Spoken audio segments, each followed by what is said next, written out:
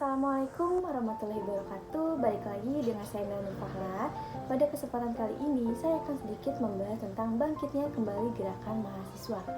Jadi pada bulan April tahun 1998, gerakan mahasiswa berulang-ulang menjadi berita mass media di tanah air. Ribuan mahasiswa dari berbagai universitas dengan alma mater kebanggaannya masing-masing bergabung menjadi satu. Berbagai aksi keprihatinan berulang-ulang digelar, mulai dari Lampung, Jakarta, Bandung, Yogyakarta, bahkan sampai ke ujung pandang. Berbagai universitas terkemuka terlibat seperti UI, ITB, dan UGM, dan ditambah beberapa universitas swasta lainnya. Slogan yang dikumandangkan pun beragam, namun hanya seputar reformasi ekonomi dan politik.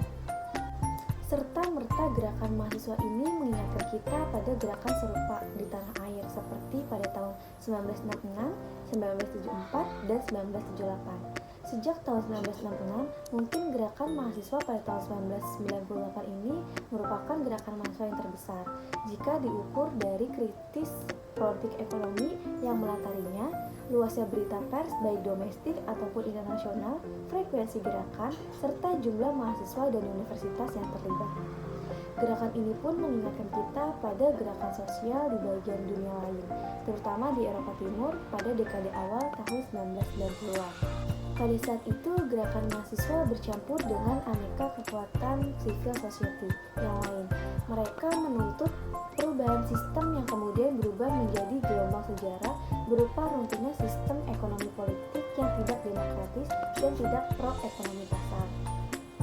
Melalui gerakan mahasiswa pada tahun 1998 muncul beberapa pertanyaan seperti mengapa gerakan mahasiswa yang melibatkan ribuan massa lahir kembali di panggung politik pada masa Orde Baru?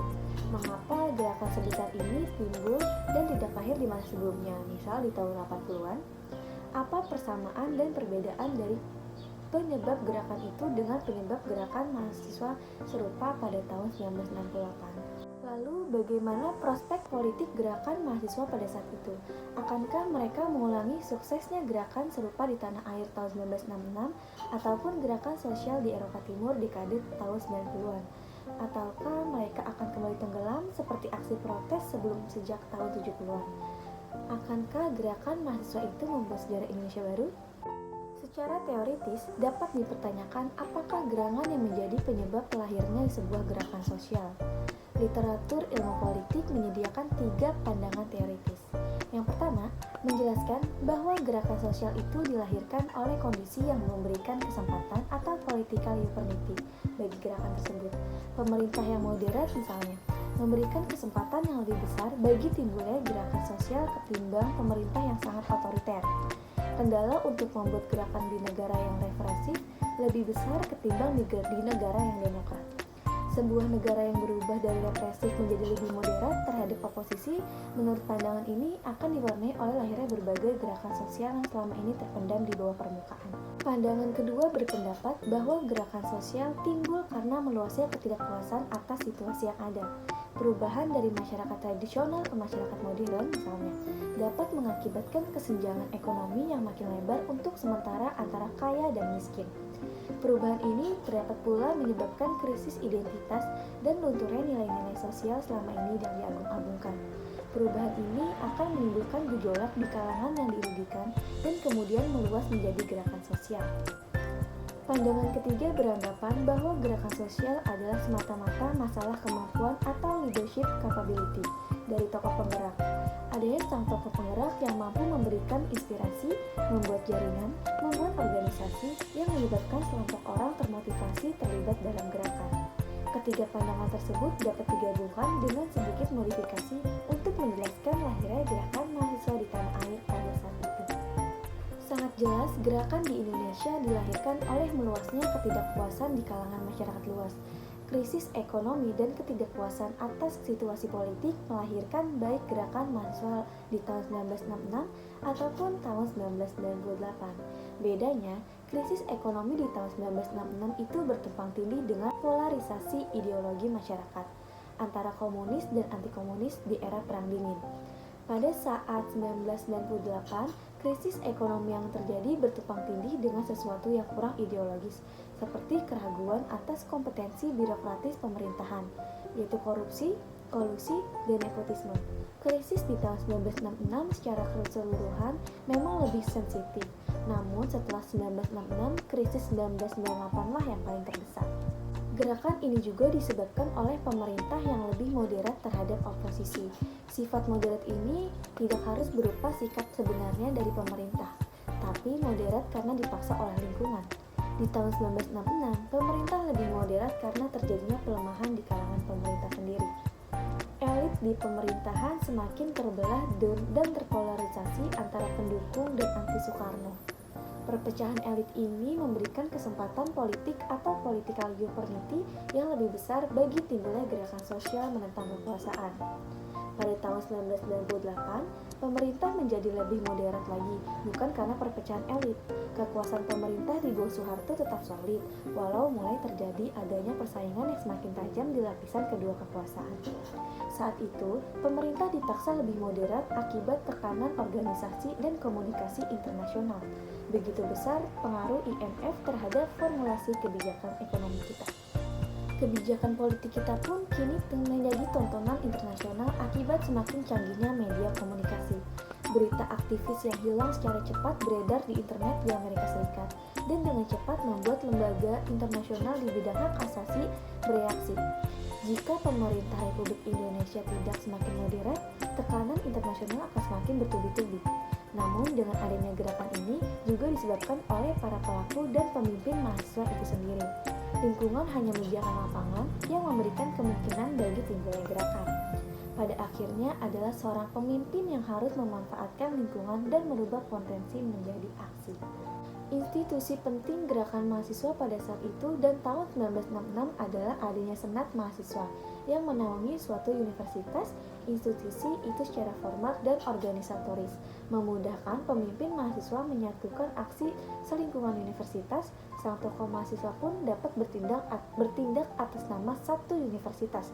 Di tahun 80-an, SM atau DM, Senat Mahasiswa, itu dibubarkan dan aktivitas mahasiswa terpecah per fakultas.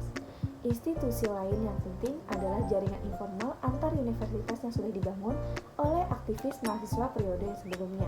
Namun, akankah gerakan mahasiswa yang terjadi berhasil sebagaimana gerakan senior mereka di tahun 1966 dan gerakan civil society di Eropa Timur dekade 90-an? Jawaban ini terbuka karena tergantung dari hal yang penting, koalisi politik yang bagaimana akan melibatkan mereka. Tanpa terbentuknya koalisi yang strategis, gerakan mahasiswa itu akan tetap berhenti sebagai gerakan mahasiswa, bukan gerakan perubahan yang mampu menciptakan sejarah baru. Di tahun 1966, mahasiswa berkoalisi dengan pihak yang kuat dan memenangkan perjuangan. Sedangkan di tahun 1974, mahasiswa berkoalisi dengan pihak yang lemah dan dikalahkan. Karena menang para pemimpin mahasiswa tahun 1966 mendapat reward berupa posisi di pemerintahan dan legislatif. Karena kalah para pemimpin mahasiswa di tahun 1974 dan 1978 mendapat punishment masuk penjara. Namun dalam gerakan mahasiswa, apalagi jika berpretensi sebagai gerakan moral, bukan kalah dan menang atau kuat dan lemah, itu benar yang menjadi perhitungan. Yang menjadi fokus haruslah tetap isu yang mereka kumandangkan, yaitu isu yang menjadi anak zamannya. Gerakan mahasiswa akan semakin dikenang, apalagi jika gerakan ini berhasil mengembangkan tipe rejim. Soeharto memang sudah jatuh, namun rezim ekonomi dan politik yang otoritarian belum sepenuhnya tercabut. Setelah maraknya gerakan mahasiswa pada bulan April 1998, di pertengahan Mei gerakan perubahan tersebut berubah menjadi kerusuhan. Ribuan gedung terbakar, ratusan manusia terpanggang dan tewas seketika. Berbagai kota besar mulai dari Medan, Padang, Palembang, Jakarta, Solo sampai Ujung Pandang menjadi lautan api. Ratusan penduduk asing pergi meninggalkan Indonesia. Sementara warga Indonesia sendiri yang kebetulan non-pribumi berada dalam kondisi yang sangat amat ketakutan akibat teror dan kekerasan. Kondisi itu sangat mencekam, tidak ubahnya seperti sedang berlangsungnya sebuah perang sipil. Kerusuhan itu sungguh mencengangkan karena ia mengambil alih gerakan politik yang damai dan terarah. Sebelum peristiwa tertembaknya beberapa mahasiswa Universitas Trisakti, gerakan politik yang dimotori oleh kelompok mahasiswa, guru besar, pekerja LSM, intelektual, teknokrat, sampai para dokter dan suster, ini adalah tipikal gerakan kelas menengah yang sangat cantik. Gerakan itu sangat sistematis dan progresif karena ia melampaui batas-batas agama dan ras. Gerakan ini disatukan oleh isu bersama menuntut perubahan sistem politik dan ekonomi secara substansial. Namun, hanya dalam waktu sekejap gerakan politik itu berubah menjadi gerakan huru-hara dan kriminal. Pelaku gerakan juga berubah dari gerakan kelas menengah menjadi gerakan yang dikendalikan oleh massa yang beringas, para perusuh dan penjara seolah-olah di tengah jalan. Gerakan politik itu dikudeta menjadi gerakan kriminal dan rasial. Hasil akhir huru-hara ini sungguh memilukan. Bukan hanya kerugian material, tetapi citra gerakan reformasi itu sendiri yang dilukai. Huru-hara itu akan pula meninggalkan luka kolektif yang dalam bagi kehidupan berbangsa kita yang plural. Kerusuhan ini niscaya semakin memperburuk krisis yang ada. Mungkin hanya itu yang bisa dijelaskan, sedikit namun berarti. Kurang lebih mohon maaf. Wassalamualaikum warahmatullahi wabarakatuh.